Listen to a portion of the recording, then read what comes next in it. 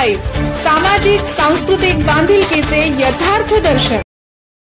सिल्लोड शहरात भगवान महावीर जन्म कल्याणक महोत्सव उत्साहात साजरा। सिल्लोड येथे भगवान महावीर जन्म कल्याणक महोत्सव विविध कार्यक्रमांनी साजरा करण्यात आला। भगवान महावीर जन्म कल्याणक महोत्सवानिमित्त शहरातील भगवान महावीर जैन मंदिर येथून सवाद्य भव्य शोभायात्रा काढण्यात आली। या शोभायात्रेत सकल जैन समाजाच्या वतीने बँड बाजा, अश्वरथ, पालखी सह भव्य मिरवणुकीचे आयोजन करण्यात आले होते। जय जिनेंद्र, जय भगवान महावीर स्वामी, जय आनंदच्या जयघोषाने परिसर दुमदुमून गेला होता। या प्रसंगी भगवान महावीर चौक येथे स्तंभ पूजन व प्रतिमेस पुष्पहार अर्पण करून अभिवादन करण्यात आले। शहरातील जैन मंदिर ते मेन मार्केट पुढे भगवान महावीर स्तंभ व प्रवेशद्वारापासून सरळ मुख्य मार्गाने निघालेल्या शोभायात्रेचा समारोप टिळकनगर भागातील जैन स्थानक येथे करण्यात आला। भगवान महावीर जयंती निमित्त जैन स्थानक येथे रक्तदान शिबिराचे आयोजन करण्यात आले होते।